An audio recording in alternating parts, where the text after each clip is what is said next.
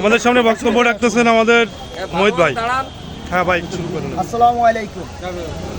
এখন আমরা যারা উপস্থিত আছি এখানে অধিকাংশ আমরা সবাই একসাথেই কারাভোগ করেছি।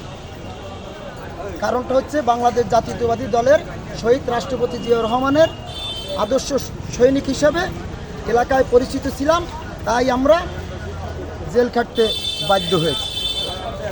কিন্তু আজকে তার কতটুকু মূল্যায়ন পেয়েছি, এটা হলো আমাদের একটা কষ্টের বিষয়। এটা বাংলাদেশ জাতীয়তাবাদী দলের একজন কর্মী হিসাবে এ কথা বলতে আমি অবশ্যই পারব। আমি বিভিন্ন জনের বাড়িতে গিয়েছি, জেলে যারা কারাভোগ করেছে একাত্রে, তাদের বাড়িতে যে সবার আত্মনাদ আমি দেখেছি, মা বাবা আত্মীয় স্বজনের আত্মনাদ আমি দেখেছি। কিন্তু আজকে ছাত্র আন্দোলনের মাধ্যমে অসংখ্য শহীদের বিনিময় আজকে আমরা যে স্বাধীনতা ফিরে পেয়েছি, বাক স্বাধীনতা ফিরে পেয়েছি, তার কতটুকু এই যারা জেল কারাবরণ করেছি তারা কতটুকু সুফল পাচ্ছি, এটা এলাকার সবাই যেখানে যে অবস্থায় আছে সেখানে সবাই অনুভব করতে পারছে। আজকে যারা কারাভোগ করেছে তাদেরকে আলাদা করে তাদেরকে রাখা হয়েছে। কারণটা কোথায়?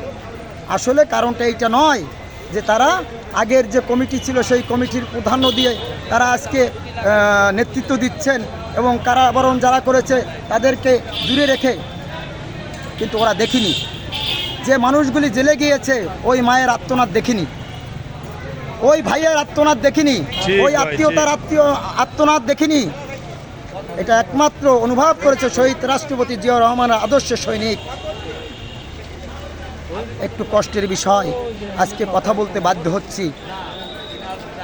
আজকে যদি দেখা যায় যে লোক কারাবরণ করেছে সে লোক বুঝতে পেরেছে যে কারাভোগ করার কি জ্বালা, কি কষ্ট, কি অনুভব করতে পারছে, কিন্তু আজকে যারা নেতৃত্ব দিচ্ছে তারা বুঝতে পারেনি, ওরা দেখিনি 28 তারিখের জনসভায় যেভাবে মির্জা ফখরুল ইসলাম আলমগীর, আশিকালিয়া বৃদ্ধ মানুষ, মির্জা ফখরুল ইসলাম আলমগীর, গয়েশ্বরচন্দ্র রায়, আমানুল্লাহ আমান, এরা বৃদ্ধ মানুষ, ওদিক সাউন্ড গ্রেনেড চলছে, কাদানি গ্যাস মারছেন, যতক্ষণ পর্যন্ত স্টেজে না আসছে এতক্ষণ মানুষ পর্যন্ত ওই বৃদ্ধ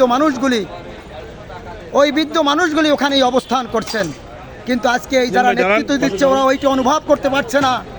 আজকে ওরা অনুভব করতে পারছে না যে এই জেলগুলি যারা খাটছেন, যখন আমাদের কোনো দুঃখ নাই, মির্জা ফখরুল ইসলাম আলমগীর আমাদের মহাসচিব, তিনি যখন এই জিনিসটা সে আশিকাকে বৃদ্ধ মানুষ যখন জেল কেটেছেন তখন আমাদের এইটাই সান্ত্বনা।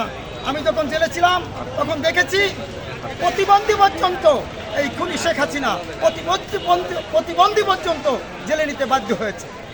ঠিক ভাই, আমরা আজকে দুঃখের বিষয় আজকে দাঁড়িয়েছি যারা আমাদের নীতি নির্ধারক আছে তাদেরকে অবগত করার জন্য।